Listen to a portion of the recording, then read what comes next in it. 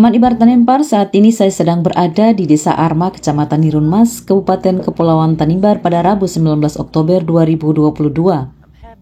Saat di desa ini saya bertemu dengan Ketua Pemuda Desa setempat, Elias Batkormbawa, dan juga Tuan Tanah atau mantan Kepala Desa, Max Batkormbawa. Kedua tokoh di desa ini menilai dan menduga Kepala Desa Arma Ishak Jambur Mias telah bertindak arogan dan tidak transparan soal pengelolaan keuangan di desa itu. Keuangan yang mereka maksudkan adalah dana CSR dari PT KJB, dana kompensasi, serta dana kepemudaan dari desa tahun 2021. Untuk pemuda tidak ada. Tapi dicairkan. Cair dana pemuda, tapi tidak pernah sampai di tangan pemuda bahwa ini ada dana dari pemuda, tidak pernah. Dan saya berani bertanggung jawab atas dana pemuda. Berapa? Itu 10 juta Setiap tahun. Dana pembina pemuda. Sudah 3 tahun ini tidak ada. Tidak ada. Lantas bagaimana Bapak menggerakkan pemuda dengan apa? Dana? Jadi ketika pergerakan pemuda di kemana itu pakai dana pribadi, kantong pribadi ketua pemuda.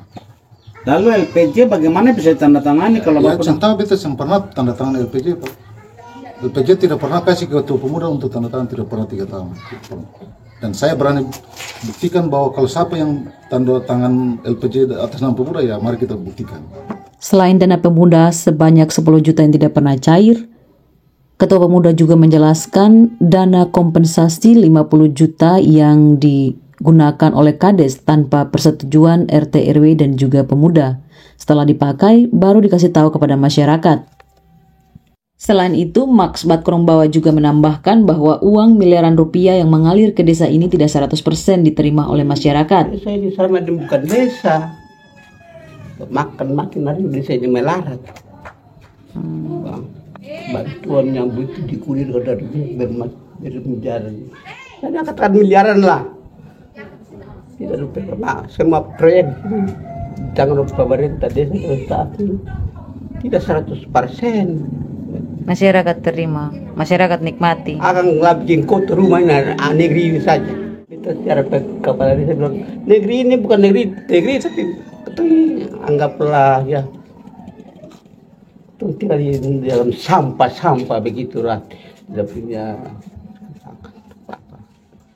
Sebagai orang tua di desa ini, Bapak merasa bagaimana? Sedih, marah kah? Memang sedih kepada desa sekarang ini ya. Ini desa ini bukan desa demokrasi, desa tradisi adat istiadat toh sejak dulu sudah ditetapkan itu punya perangkat desa dan lain-lain. Tapi kenapa desa ini sekarang lain? Diktator begitu tidak mau penuh dengan kepala desa, segala ya, yang banyak-banyak. Hak milik desa dari leluhur itu tanahnya, kekayaan alam ini dari hutan yang sudah diolah oleh perusahaan ya. Ya ini menerima itu memang bukan 100% dia terima. Baru sambungan pertama dari perusahaan kedua ini dia menerima hasil pertama, dia tidak mengumumkan kata berapa banyak Bapak Kades, beberapa pihak menilai bahwa memang baru 1 tahun lebih pemerintah Bapak Kades, tapi Bapak Kades terkesan arogan dan lebih mementingkan kepentingan pribadi daripada kepentingan masyarakat Arma. Saya perlu tahu dulu indikator arogansi menurut para pihak itu apa? Misalnya ada beberapa program yang tidak melibatkan tua-tua adat atau masyarakat yang lain. Nah, ini yang perlu saya luruskan. Saya selalu mengedepankan yang namanya sinergitas.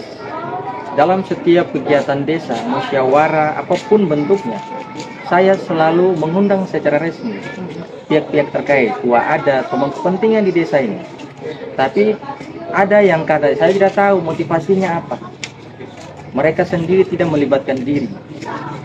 Entah karena mungkin karena dendaman politik yang belum tuntas, saya tidak tahu. Dan ya beberapa orang dari narasumber saya sudah mendengar itu secara langsung, karena ada dendaman politik yang memang belum tuntas.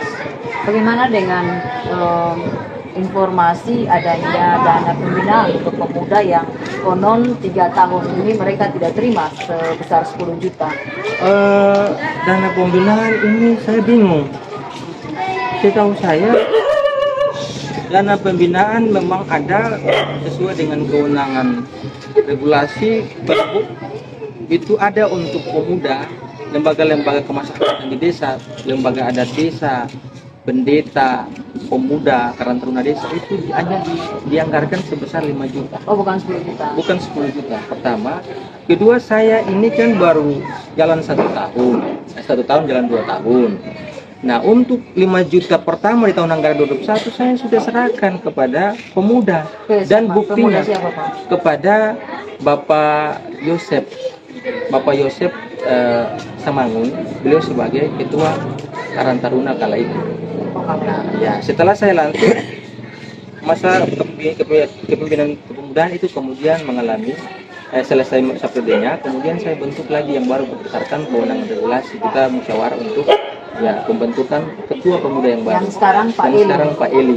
Nah, Eli Batkurumbawa ini untuk tahun anggaran ini belum kita cairkan. 5 jutanya ada di PPDS, batang tubuh PPDS. Belum kita cairkan sehingga kemudian belum dikasih. Anggarannya Mas turun, nanti kita cek sama-sama. Kita cek ke rekening koran. Masih ada di APBDes perubahan kita APBDes. Sekarang ini kan kita lagi ada dalam tahapan APBDes perubahan.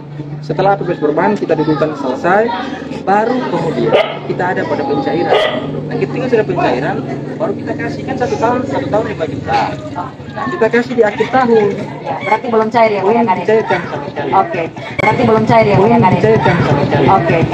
Dan baru 1 kali pada tahun Desember tahun kemarin kita mendapat kompensasi berdasarkan hasil produksi terdapat 250 sekian juta plus corporate responsibility itu 300 juta, berarti totalnya 500 juta sekian. 500 juta sekian itu kan haknya masyarakat. Itu dipakai. Nah, 500 juta sekian itu kita bagi, kita potong 20% ke desa sebagai PAD. Lalu sisanya dibagi merata kepada seluruh warga masyarakat. Nah, mekanismenya pola yang saya terapkan adalah saya undang seluruh pemangku kepentingan di desa.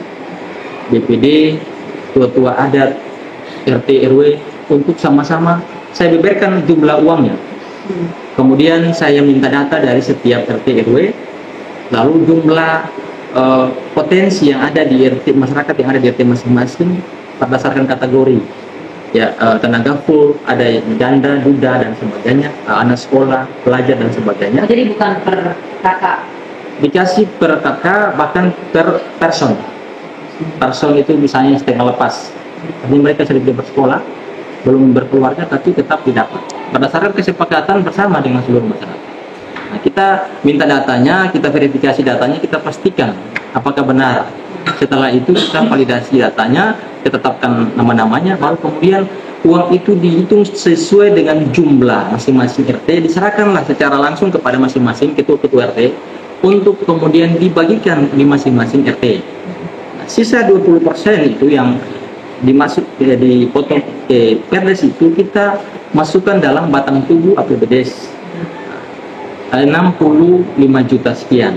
Nah, sisa dari situ sekitar 20-an juta itu untuk program kegiatan yang tak terduga. Artinya tiba-tiba ada tamu, kemudian ada masyarakat yang ini kita ambil dari situ. Tapi yang 65 juta itu kita budget untuk kegiatan-kegiatan yang tidak didanai dari dana desa dan alokasi dana desa. Nah, misalkan untuk kegiatan adat, ya olahraga. Kemarin kita partisipasi di KSU, berapa tim yang kita antar ke sana. Itu waktu transportasi untuk pulang pergi, makan minum, kostum dan sebagainya. Soal 50 juta yang Bapak Kades pakai untuk kepentingan pribadi itu 50 juta yang mana yang saya pakai? dari dana kompensasi 50 juta katanya digunakan untuk urusan pribadi, masalah pribadi, masalah pidana kemarin itu tidak memberitahu kepada masyarakat. Ini yang salah. Perlu saya klarifikasi Ya, ya. silakan, Pak Kades. terkait ini masalah itu waktu itu terjadi antara saya dengan salah seorang guru. Beliau nama Felix Tukunan Embon. Beliau tugas di sini sebagai seorang guru. Beliau waktu itu ada ya sempat mengeluarkan kata-kata yang tidak etis. Saya kades bodoh. Kades bodoh karena menyampaikan demikian, masyarakat saya yang pada saat di TKP mereka dengar itu lalu mereka marah, geram dan melakukan tindakan fisik kepada bersangkutan. Jadi masalahnya jadi besar. Terkait masalah ini saya undang seluruh. Nanti setelah ini berkenan bisa wawancara juga Pak Ketua BPD. Saya tanya ke mereka, permasalahan ini menurut Bapak Ibu kategori persoalan person atau persoalan publik? Mereka bilang persoalan publik Pak Kades. Karena yang dihina itu bukan privasi saya Pak, Ibu mohon maaf, bukan privasi saya. Tapi kepala desa, jabatan kepala desa. Iya. Maka mereka mengkategorikan ini sebagai persoalan publik, persoalan umum. Nah, terkait itu saya bilang kan ada pembiayaan untuk kalau misalkan dalam proses ini karena hukum bahkan nanti pihak keluarga pun juga pasti ada tuntutan dari keluarga korban. Nah, bagaimana menurut Bapak Ibu? Pada saat itu mereka setuju, Bapak Ibu, kalau ada PAD, Pak Kades, ada PAD pakai aja. Saya bilang PAD untuk saat ini saya baru lantik, belum ada apa-apa. CPSR pun tidak ada, pinjam lagi APH. Karena saat itu kita belum terima kompensasi, nah pinjam 50 juta ke APH. Saya surati resmi ke APH. Tanda tangan Pak Ketua BPD juga tanda tangan. Saya surati. Nah, selang beberapa minggu uangnya keluar. Saya sampaikan uangnya sudah ada. Kemudian dipakai untuk kepentingan demokrasi. Jadi selama 1 tahun menjabat ini baru 1 kali kompensasi dan 1 kali dana CSR yang Iya, baru 1 kali, baru 1 kali, bukan 3 kali, baru 1 kali. Saya lantik tanggal 7 sorry, maaf, tanggal 8 saya lantik April, lalu nanti April tahun 2023 baru saya masuk 2 kali. Kalau tahun ini April kemarin, tahun ini pas 1 tahun. Ini baru 1 bulan, nanti setelah tahun depan baru 2 kali.